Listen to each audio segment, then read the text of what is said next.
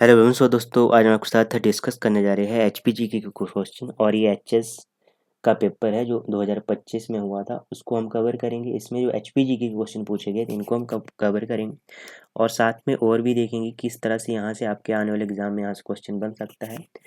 ठीक है, तो शुरू करते हैं आज के सेशन को।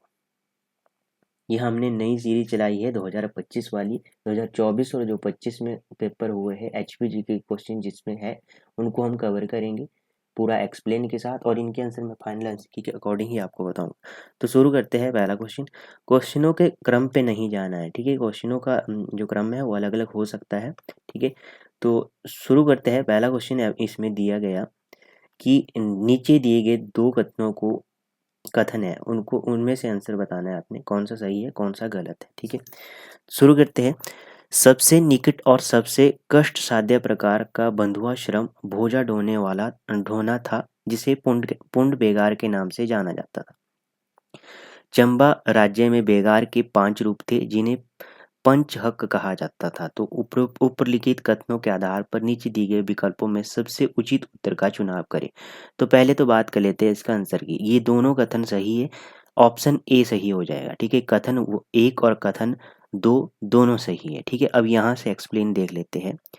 ठीक है, सबसे पहले आपने ध्यान में रखना है बेगार होता क्या है। बेगार होता है लोगों से बिना मजदूरी के काम करवाना, उसे क्या कहते हैं, बेगार कहते हैं। ठीक है, उसके बाद बेगार की बात की जाए तो बैठ भूमि के बदले सेवा करवाना क्या कहलाता है, बैठ। बैठ का एक दूसरा दूसरा नाम भी है जजमानी प्रथा भी से कहते हैं। ठीक है, अब एक होती है हेला बेगार। हेला बेगार क्या होती है, कुछ खास अवसरों पर जैसे जन्म हो गया, मृत्यु हो गया, शादी हो गया आदि पर जो राजा द्वारा जो बेगार करवाया जाता है उसे क्या कहते हैं, हेला बेगार कहते हैं। हेला बेगार है जो इसमें कौन कौन से जो है जो इसमें नहीं आते, ब्राह्मण नहीं आते, इसमें राजपूत नहीं आते, और ग्राम देवता और जो शाही लोग होते हैं ये इसमें नहीं आते हेला बेगार में। ठीक है, ये आपने ध्यान में रखना है। अब यहाँ से और देख लेते हैं, शिमला में बेगार प्रथा के विरुद्ध सर्वप्रथम आवाज किसने उठाई थी। जो अब यहाँ से जो क्वेश्चन पूछे गए हैं उनको भी देख लेते हैं। किसने उठाई थी, तो सैमुअल इवांस स्टोक्स ने उठाई थी। इन्होंने आंदोलन किया था 1939 ईस्वी में। हिमाचल प्रदेश में 1939 में किस रियासती प्रजामंडल ने बेगार को समाप्त करने के ऊपर आवाज उठाई या आंदोलन चलाया, तो धामी रियासत ने। ठीक है, ये आपने ध्यान रखना है। अब रीत भी पूछा जाता है एग्जाम में। रीत क्या होता है, पति द्वारा विवाह के समय पत्नी को दिए जाने वाले आभूषण और कपड़ों की कीमत क्या कहलाया जाता है, रीत। बैठ और बेगार को जो 24 अगस्त 1943 को शिमला हेल्थ टेस्ट ने एक नीति बनाकर समाप्त कर दिया था। ठीक है, इतने क्वेश्चन आपने यहाँ से ध्यान में रखने हैं। ठीक है, अब नेक्स्ट क्वेश्चन पे आ जाते हैं। नेक्स्ट क्वेश्चन है गुर्जर और हिंदू की बात है। इसमें भी कथन दिए गए, नीचे दिए गए दो कथन हैं, इसमें से आपको सही उत्तर बताना है। तो हिमाचल प्रदेश के गुर्जर हिंदू और मुसलमान दोनों हैं, तो ये कथन सही है।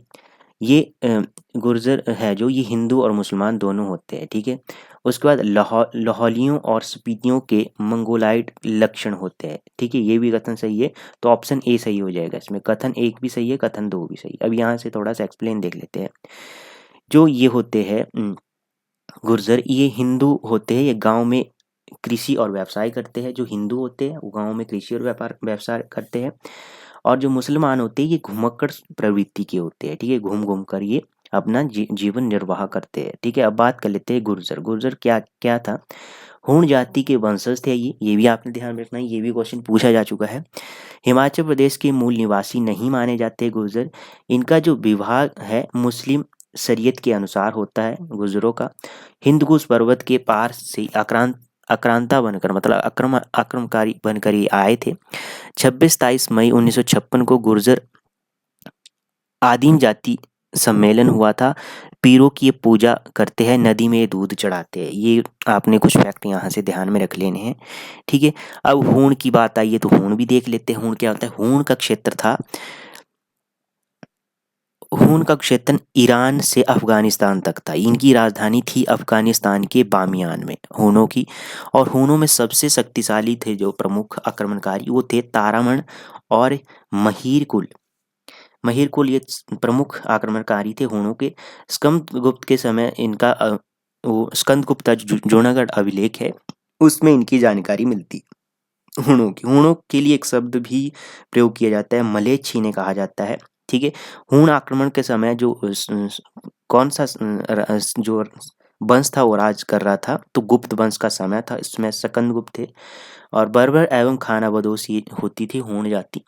अब बात करेंगे जो हूण की कौन सी शाखा ने भारत पर आक्रमण किया, तो ये इनकी दो शाखा थी, पश्चिमी शाखा और पूर्वी शाखा।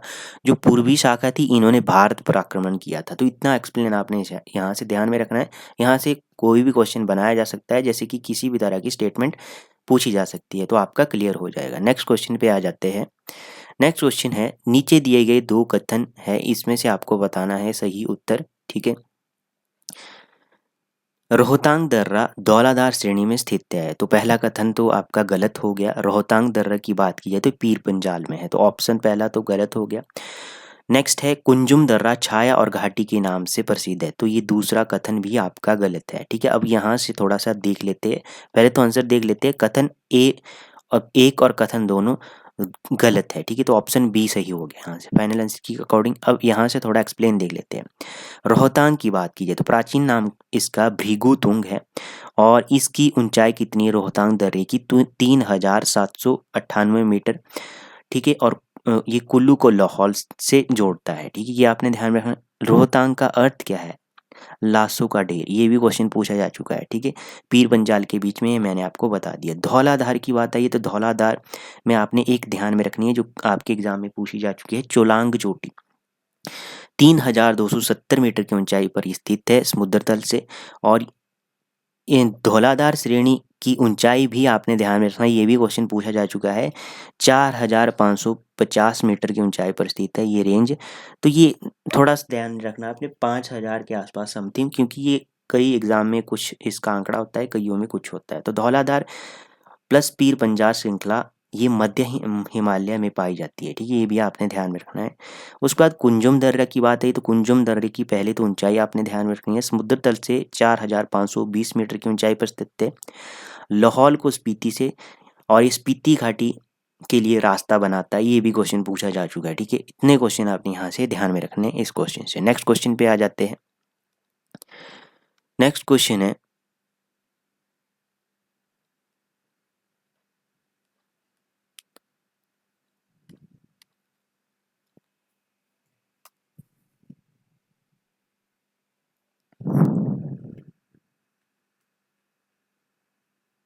नेक्स्ट क्वेश्चन में भी आपको सही कथन बताना है। ठीक है, तो विकल्पों में सही उत्तर चुनिए। कुल्लू तहसील के 19वीं सदी के अंत में प्रशासनिक संरचना के बारे में इन कथनों पर विचार कीजिए। तो सबसे पहले है, तहसील का विभाजन बजीरी में होता था तथा बजीरी का फाटी में होता था। प्रत्येक फाटी का पुनः विभाजन कोठी में होता था। ठीक है, तो ये क्वेश्चन आपका जो ये दोनों ऑप्शन है ये गलत है, दोनों कथन गलत है, दोनों कथन सही नहीं है। ठीक है, अब यहाँ से देख लेते हैं।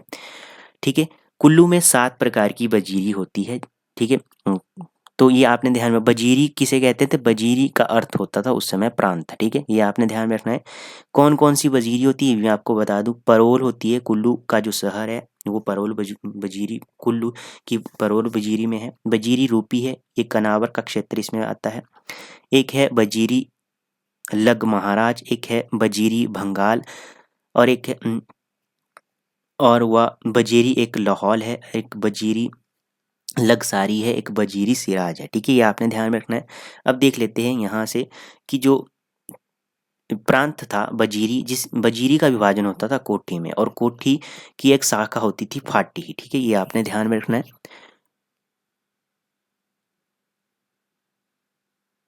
सॉरी, कोठी की जो शाखा होती थी फाटी, फाटी को शाखा कहते थे, परंतु फाटी का ऐसा प्रमाण नहीं मिलता। तो इसी अकॉर्डिंग ये क्वेश्चन की दोनों ऑप्शन गलत है। ठीक है, मतलब ये नहीं है, इसका कुछ और होना। तो ठीक है, जो प्रांत, राज्य को प्रांत भी कहते थे और प्रांत को बजीरी भी कहते थे। ठीक है, ये आपने ध्यान में रखना। यहाँ से एक क्वेश्चन और ध्यान में रखना है आपने कि गुसैण घाटी कहाँ पर है, गुसैनी घाटी कहाँ पर है, तो ये कुल्लू में स्थित है, ये आपने ध्यान में रखना है। ठीक है, नेक्स्ट पे आ जाते हैं। नेक्स्ट क्वेश्चन है यहाँ से करंट अफेयर से संबंधित था, ये पूछा गया, तो इसको भी देख लेते हैं, इसका आंसर देख लेते हैं।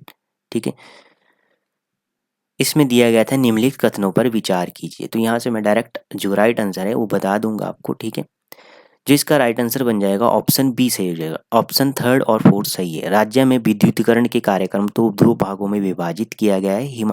जिला मुख्यालय के दूर पिछड़ी तथा उच्च घाटियों में स्थानीय उत्पादन को लक्ष्य रखा गया है।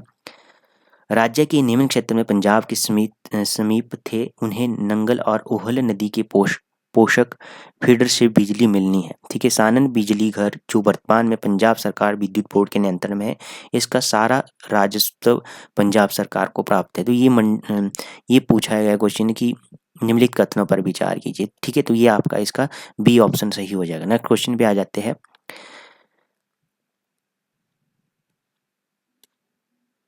नेक्स्ट क्वेश्चन है आपके पास दिया गया,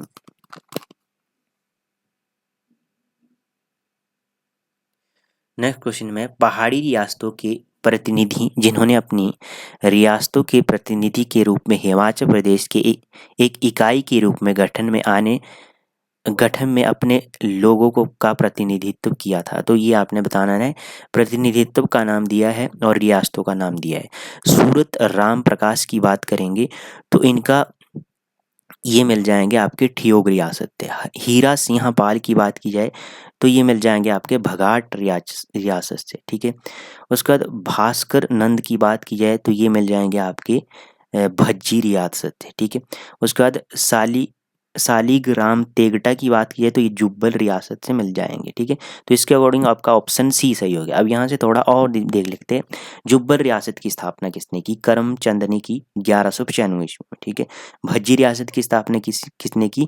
तो चारू उदयपाल ने की। ठीक है, चारू का नाम ही उदयपाल था। इस भज्जी रियासत के अंतिम शासक भी आपने ध्यान में रखना, ये क्वेश्चन भी पूछा जा चुका है, रामचंद्र पाल। ठीक है, भगाट रियासत की स्थापना बसंत पाल, जिसे हरिचंद पाल भी कहते हैं, इसने की। ठियोग रियासत की स्थापना की बात कीजिए तो जयचंद या जयचंद ने की, कल्हूर के ये राजा थे, इन्होंने की ठियोग रियासत। ठीक है, तो इतने क्वेश्चन आपने यहाँ से ध्यान में रखने हैं। ठीक है, चार तो ये हो गए, चार और क्वेश्चन आपको मैंने 5 क्वेश्चन और बता दिए। ठीक है, तो ये कवर हो गया आपका क्वेश्चन। नेक्स्ट क्वेश्चन पे आ जाते हैं। नेक्स्ट क्वेश्चन भी आपका करंट अफेयर से संबंधित है, तो इसमें भी आपको आंसर बताऊंगा मैं डायरेक्ट।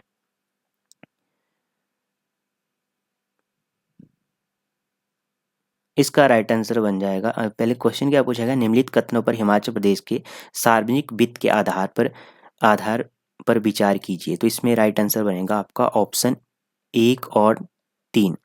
तो 2024-25 के बजट अनुमान के अनुसार राजस्व व्यय कुल व्यय का लगभग 80% है। ये भी आपने ध्यान में रखना है, पूछा जा सकता है किसी एग्जाम में। 2024-25 में जो बेस ईयर के दौरान कुल आगम में राजस्व का अपना कर आगम बढ़कर 27.4% तक हो गया है। तो ये दोनों जो स्टेटमेंट है ये सही है, तो ऑप्शन आपका ए सही हो जाएगा। ठीक है, नेक्स्ट है। नेक्स्ट इसमें क्वेश्चन पूछा है, ये भी आपका करंट अफेयर से संबंधित है। 2023-24 का बजट PLFS की बात की जाए तो 2023-24 के अनुसार हिमाचल प्रदेश में कुल रोजगार के द्वितीय और तृतीय की हिस्सेदारी का क्रमशः क्या था? तो इसका राइट आंसर बन जाएगा ऑप्शन सी से हो जाएगा, 22% एवं 24%। ठीक है, नेक्स्ट भी आपका करंट अफेयर से क्वेश्चन है, सॉरी नेक्स्ट जनगणना वाला क्वेश्चन है, तो इसको देख लेते हैं एक बार। ठीक है, 2011 की जनगणना के अनुसार कुल्लू जिले के लिंगानुपात महिला प्रति 1000 पुरुष के बारे में निम्नलिखित कथनों पर विचार कीजिए। तो सबसे पहले 2011 का जो लिंगानुपात था 1911 से कम था, तो ये सही है स्टेटमेंट। ठीक है, क्योंकि 2011 में जो 972 था लिंगानुपात और 1911 में 889 था, 899 था। ठीक है, कुल्लू जिले में 2011 की का लिंगानुपात हिमाचल से कम था, तो ये सही है, क्योंकि इसमें जो कुल्लू का जो 2011 की जनगणना के अनुसार लिंगानुपात था, सेक्स रेशो थी, वो थी 942। तो वर्तमान जो हिमाचल प्रदेश है उसकी थी 2011 में 972। ठीक है, तो ये दोनों स्टेटमेंट सही है, तो ऑप्शन आपका ए सही हो जाएगा। ठीक है, हमीरपुर का आपने ध्यान में रखना है, लिंगानुपात कितना है? 1095। 2001 से ये 7 कम है। ठीक है, ये भी आपने ध्यान में रखना है। नेक्स्ट क्वेश्चन है, नेक्स्ट क्वेश्चन है आपका, कंसीडर द फॉलोइंग स्टेटमेंट्स। इसमें दिए गए choose of the correct answer from the option given below. तो इसमें पूछा गया Kibber is the largest wildlife sanctuary in Himachal Pradesh, Kheer Ganga national park was the established in 1994 in Himachal Pradesh, Tarla wildlife sanctuary of Himachal Pradesh has an area of 46.4 kilometre square kilometre, child wild life sanctuary of Himachal Pradesh was established in 1962। ठीक है, तो इसमें से आपका right answer क्या बनेगा? किब्बर हिमाचल प्रदेश का सबसे बड़ा वन्यजीव अभ्यारण्य है। तो ये सही है, ऑप्शन स्टेटमेंट 1 सही है, क्योंकि 1400 वर्ग किलोमीटर इसका क्षेत्रफल है और 1992 में इसकी स्थापना हुई। ठीक है, हिमाचल प्रदेश में खीर गंगा राष्ट्रीय पार्क की स्थापना 1994 में की गई थी। तो ये स्टेटमेंट गलत है, क्योंकि इसकी स्थापना 2010 में की गई थी। इसका क्षेत्रफल है 710 वर्ग किलोमीटर। ठीक है, स्टेटमेंट सेकंड गलत होगी। नेक्स्ट है, हिमाचल प्रदेश में तारला वन्यजीव अभ्यारण्य का क्षेत्रफल 46.4 वर्ग किलोमीटर है। तो ये वाली स्टेटमेंट आपकी सही है। ठीक है, तारला का 40 वर्ग किलोमीटर है, तो स्क्वायर वर्ग किलोमीटर मान सकते हैं, क्योंकि कई बुक्स में ये भी है। ठीक है, और ये तारला था, ये आपका 1962 में इसकी स्थापना हुई। हिमाचल प्रदेश का चाइल्ड वन्यजीव अभ्यारण्य 1962 में स्थापित किया गया था। तो ये भी स्टेटमेंट गलत है, क्योंकि ये 62 में स्थापित नहीं हुआ था। ये 21 मार्च 1976 को स्थापना हुई थी चाइल्ड वाइल्ड लाइफ सेंचुरी की। ये इसका जो क्षेत्रफल है ये 109 वर्ग किलोमीटर है। ठीक है, ये आपने ध्यान में रखना है। तो ऑप्शन ए सही हो जाएगा यहाँ से। एक आपने क्वेश्चन ये ध्यान में रखना है कि ग्रेट हिमालयन नेशनल पार्क की स्थापना 1984 में हुई थी और इसका क्षेत्रफल है 754 वर्ग किलोमीटर। ठीक है, इतने क्वेश्चन आपने यहाँ से ध्यान में रखने हैं। नेक्स्ट क्वेश्चन पे आ जाते हैं। Who was the politician and social worker popularly called Sindhi Gandhi in the Sindh region and was elected of the first legislative assembly of Part C state of Himachal Pradesh 1952 से 56। तो किस राजनेता और सामाजिक कार्यकर्ता को सिंध क्षेत्र से सिंधी गांधी के नाम से पहचान मिली तथा वह पार्ट ग राज्य हिमाचल प्रदेश में पहली विधानसभा 1952 से 56 के बीच के लिए चुने गए थे? तो इसका राइट आंसर बन जाएगा कृष्णानंद स्वामी। ऑप्शन ए सही हो गया। ठीक है, पंडित पद्म देव की बात कर लेते हैं। पंडित पद्म देव कौन थे? Himachal hill state regional council की बात की जाए तो 1946 में इसकी स्थापना हुई। इसके प्रधान कौन थे? तो स्वामी पूर्णानंद। काफ़ी बार पूछा जा चुका क्वेश्चन है कि Himachal hill state regional council के जो प्रधान कौन थे? स्वामी पूर्णानंद। इसके मुख्य सचिव भी पूछे जा चुके हैं, पंडित पद्म देव थे। ठीक है, तो ये हो गया पंडित पद्म देव से संबंधित क्वेश्चन। उप प्रधान आपने ध्यान में रखना है श्यामचंद नेगी। पहला सम्मेलन 8 से 10 मार्च 1946 को मंडी में हुआ। ठीक है, ये भी आपने ध्यान में रखना है। नेक्स्ट क्वेश्चन पे आ जाते हैं। नेक्स्ट क्वेश्चन फाइनल आंसर की में ड्रॉप कर दिया गया, इसे गलत माना गया है, तो इसे छोड़ देते हैं।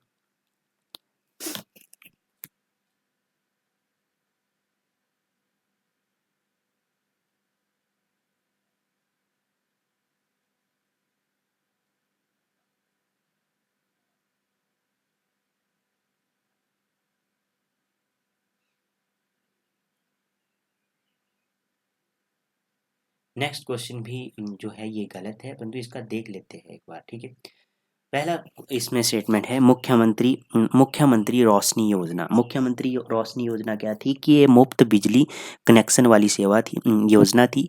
इसका जो ये 2019 और 20 में शुरुआत हुई थी इसकी, जयराम के समय में। ठीक है, जब सीएम जयराम थे। ठीक है, ये क्या था, इसमें 2 किलोवाट से कम की अधिकता जो घर की बिजली की खपत होनी चाहिए। ठीक है, वार्षिक आय कितनी होनी चाहिए परिवार की? तो 35,000 रुपये से अधिक नहीं होनी चाहिए। बीपीएल परिवार की सूची में होना चाहिए परिवार का चयन प्राथमिकता परिवार की सूची में होना चाहिए। तो ये स्टेटमेंट आपने ध्यान में रखनी है, किसी एग्जाम में पूछा जा चुका है क्वेश्चन। हिमाचल प्रदेश बागवानी विकास की बात की जाए तो इसकी स्थापना हुई, ये शुरू की गई थी 2016 में और ये कंप्लीट हो चुकी है 31 अक्टूबर 2024 को। इसमें जो कितना बजट का प्रावधान था, तो 1045 करोड़ रुपए का बजट का प्रावधान इस परियोजना में था। एक थी मुख्यमंत्री ग्राम पथ योजना की बात की जाए तो ये 2013 और 14 में शुरू की गई थी, ठीक है। जयराम ठाकुर के सॉरी, ये 2012 और 13 में शुरू की गई थी मुख्यमंत्री ग्राम पथ योजना, ठीक है। और जयराम ठाकुर के समय में हुई थी स्वावलंबन योजना, तो ये 25 मई 2018 से शुरुआत की गई थी, ठीक है। तो इसके अकॉर्डिंग आपने ध्यान में रखना है, ठीक है। तो ये क्वेश्चन है फाइनल आंसर की मैं गलत किया है क्योंकि इसके ऑप्शन मैच नहीं करती, ठीक है। तो ये आपने ध्यान में रखना है, ठीक है। यहाँ से इतने क्वेश्चन यहाँ से ध्यान में रखना है। नेक्स्ट क्वेश्चन है 1874 में मुद्रित कांगड़ा जिले के भू राजस्व बंदोबस्त की रिपोर्ट किसने तैयार की थी? तो ये की थी JB लायल ने, तो ऑप्शन ए सही हो जाएगा, ठीक है। नेक्स्ट क्वेश्चन है who among the following was not the vice president of Himalayan Hills State Sub Regional Council? कौन नहीं थे वाइस प्रेसिडेंट? तो इसका राइट आंसर हो जाएगा शिवानंद रमोल। हिमाचल प्रदेश में कौन हिमालय हिल स्टेट सब रीजनल काउंसिल का उप प्रधान नहीं था? तो तेजस सिंह कहाँ से थे? मंडी रियासत से थे उप प्रधान। सदाराम चंदेल आपके बिलासपुर से थे उप प्रधान। लीलादास वर्मा आपके भज्जी रियासत से थे उप प्रधान, ठीक है। आपने ध्यान रखना है। Himachal hill state regional council की बात की जाए जनवरी 1946 में इसकी स्थापना हुई। इसके प्रधान थे स्वामी पूर्णानंद, ठीक है। अब यहाँ से Himachal hill state regional council की बात की जाए तो इसके संयुक्त सचिव कौन थे? शिवानंद रमोल, ठीक है। नेक्स्ट क्वेश्चन है यहाँ से last question. Doctor Yashwant Singh Parmar Himachal Pradesh विश्वविद्यालय डॉक्टर यशवंत सिंह परमार हिमाचल विधानसभा 1952 से 56 में कौन से चुनाव क्षेत्र से चुने गए थे? तो ये पछाद क्षेत्र से चुने गए थे, ऑप्शन आपका बी सही हो जाएगा। अब यशवंत सिंह परमार की बात आई है तो इनका जन्म हुआ 4 अगस्त 1906 को। ये बागथन गांव सिरमौर से संबंधित है, इनका जन्म हुआ यहाँ से। और हिमाचल निर्माता है। 1952 में ये फर्स्ट CM बने, ठीक है। 1952 से 56 तक, दूसरी बार 1963 से 67 तक, तीसरी बार 1967 से 1971 तक, चौथी बार ये 1972 से 77 तक CM रहे, ठीक है। इनकी बुक है Himachal Pradesh it's proper shape and state, ठीक है। नेक्स्ट है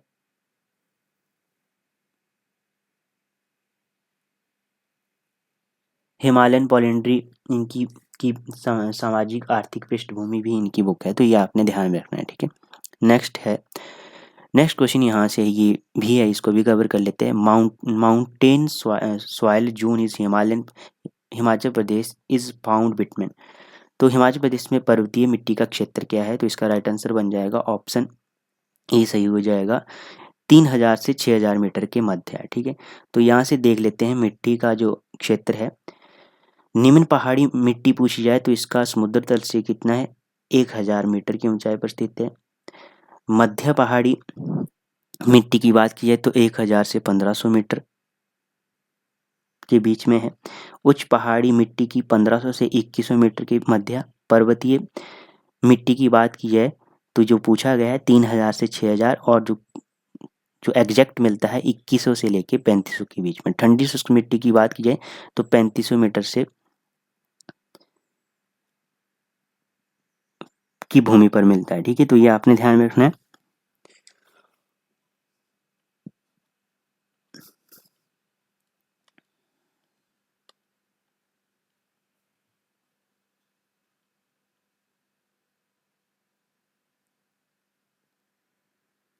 हिमाचल प्रदेश की कुल GDP में कृषि क्षेत्र की हिस्सेदारी कितनी है? ये भी करंट अफेयर से संबंधित क्वेश्चन है।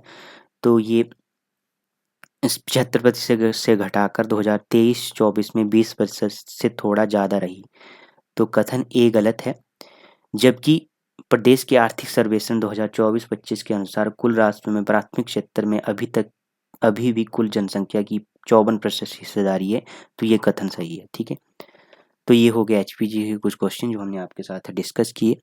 बाकी कैसी हमारी ये सीरीज़ लगी आपको, आप कमेंट बॉक्स में हमें ज़रूर बताइए। तो धन्यवाद दोस्तों, मिलते हैं नेक्स्ट सेशन में, तब तक के लिए जय हिंद जय भारत।